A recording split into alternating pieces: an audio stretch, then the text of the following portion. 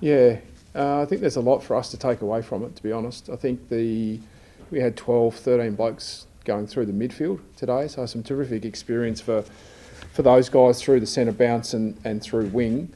You've got to take your chances early. We didn't take our chances in front of goal, so it should have been a bit closer, we thought, at quarter time.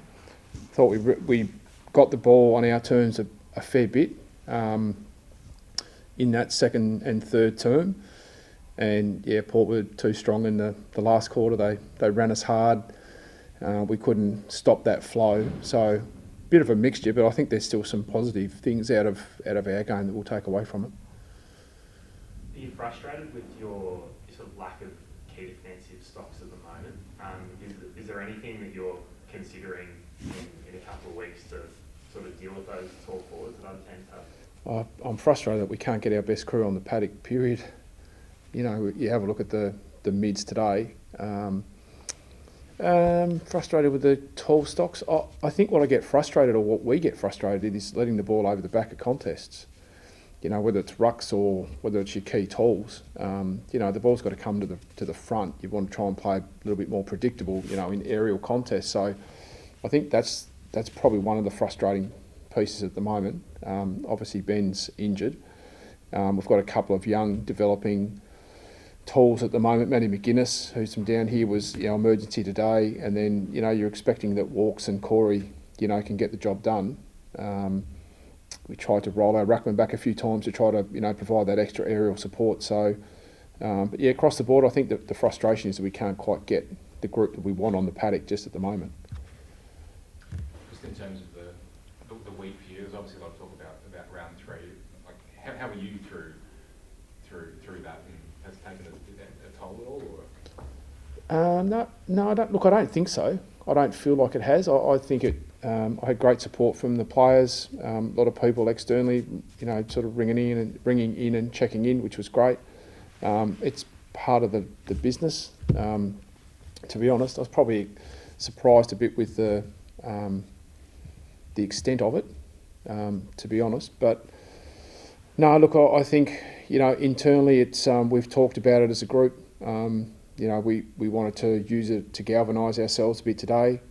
I thought our energy was and our effort right across the board, I thought was pretty consistent. Doesn't necessarily reflect on that on the scoreboard. I get that, but yeah, look, I think we want to create an environment where players and staff feel safe. Leadership and growth and a growth mindset is about being vulnerable. So as I said earlier in the week, I was a little bit disappointed that it came out, but I think in the end we also want our fans and our members to understand what we're trying to create. And if that means that you own up to errors that you make, or you own up to situations from game and not being compliant with structures and that, well, then that's what we'd expect our players to do. Is there a way that you can measure that growth on the field when you might be looking at another season like last year where there's only 3 or 4 wins? 4.5.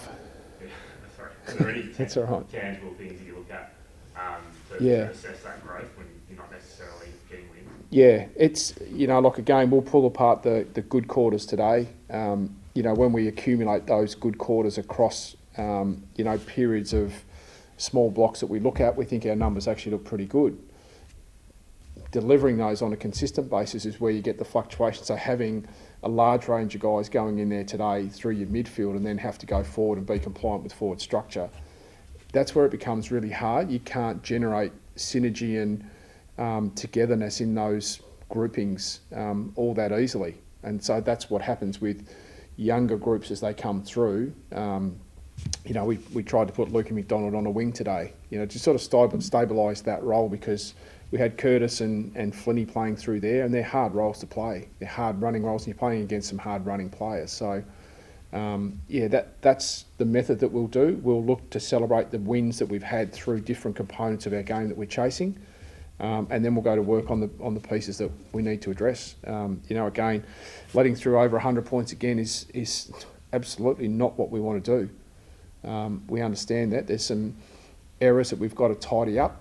Just skill errors of understanding what to do when the game is in a certain phase. If we've got control, let's not give the ball back. So there's those areas that we're continuing to assess and go to work on. And the big midfield rotation that the 12 midfielders going through, was that something that you were looking at all week, or was that because you lost Simpson? Yeah, well, Greenwood came out late. Then Geyser. We had a couple of other guys that weren't great this morning, and to their credit, they dug in and played, which was great. And we actually flew another one over this morning, just in case. But yeah, it's more around the group that we had, and in order to keep the energy up, we felt that a lot of the balance in the game was going to be around the contest and how we wanted to extract and how Port extract the ball out of contests.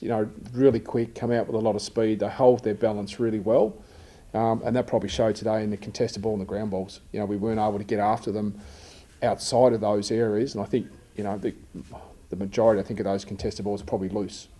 Once it hits the deck, they're really slick. They're a well-drilled team. Didn't have a great start, but their last 4 or 5 weeks have been terrific. So credit to them for getting the job done today. How is that Jai's injury? How serious? It's only been sort of 24 hours. It was only a small bit of soreness yesterday, so I don't even know if we're going to scan it, to be honest. I think they'll clinically assess it probably tomorrow, and then we'll find out from there. So fingers crossed. I don't know if you can have a 1-week hamstring. I don't think I've ever seen one, but we'll wait and see. I'm not actually sure if it's even a hamstring. And they did an assessment of him again this morning. They're not quite sure whether it's actually hamstring related, so that might be a good thing. It's a bit more back related.